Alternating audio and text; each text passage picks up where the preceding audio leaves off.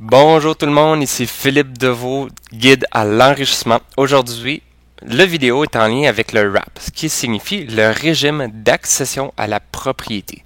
Donc en fait, ce régime-là est un programme gouvernemental qui permet de retirer de vos REER jusqu'à 25 000 par personne, ce qui veut dire 50 000 par couple, pour l'utiliser comme mise de fonds pour l'acquisition d'un immeuble où est-ce que vous allez pouvoir aller vivre. Donc à ce moment-ci, ça peut être une maison, un condo, un duplex, triplex, quadruplex. En réalité, ce qu'il faut, c'est que vous ayez vivre dans cette propriété-là. Ce qui est intéressant par rapport à ce programme-là, c'est que le retrait du REER pour cette stratégie-là, pour la mise de fonds pour l'achat, l'acquisition immobilière, n'a pas d'impact fiscal immédiat. Donc en fait, c'est un programme qui est là pour permettre aux gens d'acheter une première propriété ou bien pour faire l'acquisition d'une propriété pour ceux qui n'ont pas été propriétaires pendant les 5 dernières, pendant une certaine période de temps. Par rapport à ce qui est de la période de temps où ce que vous ne pouvez pas être propriétaire pour être admissible à ce programme-là, à ce régime-là, en fait, c'est assez spécial. En fait, il faut que durant une période de 4 ans avant l'année du retrait, vous n'ayez pas été propriétaire. Voici l'exemple extrême. Donc, si vous prévoyez faire le retrait du REER pour le régime d'accession à la propriété le 31 décembre 2017, la période où vous ne devez pas avoir été propriétaire est à partir du 1er janvier 2013. En fait, la période de 4 ans commence le 1er janvier de la 4e année avant l'année du retrait.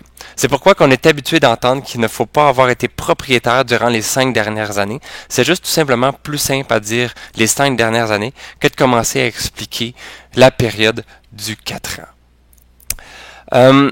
Par rapport au REER, le REER doit avoir été cotisé au moins 90 jours avant le retrait au RAP. Donc, si vous aviez l'intention de cotiser maintenant et de retirer avec le RAP demain, ça ne fonctionne pas. Donc, il faut que le REER, les liquidités aient été investies dans le REER au moins 90 jours avant.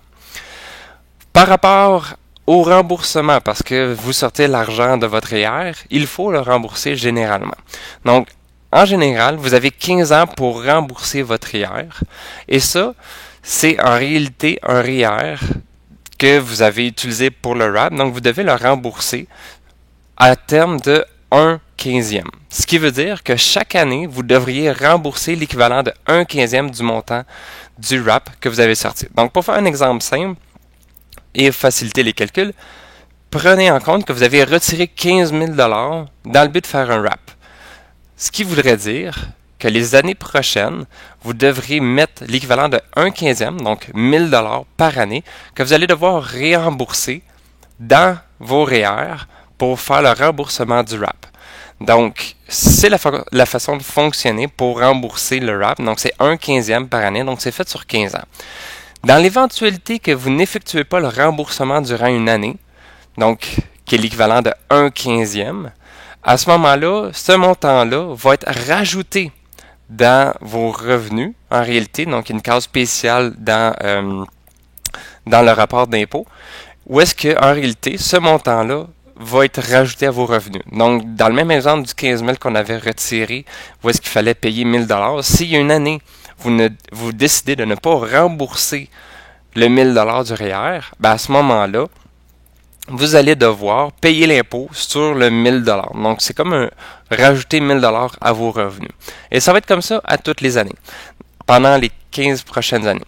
Donc, le RAP peut être une stratégie très intéressante d'enrichissement. En fait, c'est une des raisons pourquoi que je crois qu'il peut être intéressant d'investir dans les REER, c'est de pouvoir bénéficier de ce régime-là, donc le régime d'accession à la propriété. Si on va un petit peu plus loin, il y a la possibilité de faire un prêt REER dans le but d'aller chercher le maximum qu'on pourrait avoir pour le RAP, dans l'éventualité que vous n'aviez pas accès à toutes les liquidités déjà dans le REER pour pouvoir retirer votre maximum. Donc, il y a une autre vidéo qui va parler du prêt REER, justement pour expliquer ce que ça en est. Mais si on se limite aujourd'hui avec le régime d'accession à la propriété, c'est un régime, un programme gouvernemental qui permet de retirer jusqu'à 25 000 $ par personne, donc 50 000 $ par couple, de vos REER pour l'utiliser comme mise de fonds pour l'acquisition immobilière, où est-ce que vous allez où est-ce que vous allez y vivre. Donc, si vous avez des questions supplémentaires, s'il y a quelque chose que vous n'avez pas nécessairement compris, n'hésitez pas, vous pouvez me contacter, ça va me faire plaisir. Donc, je vous souhaite une bonne journée.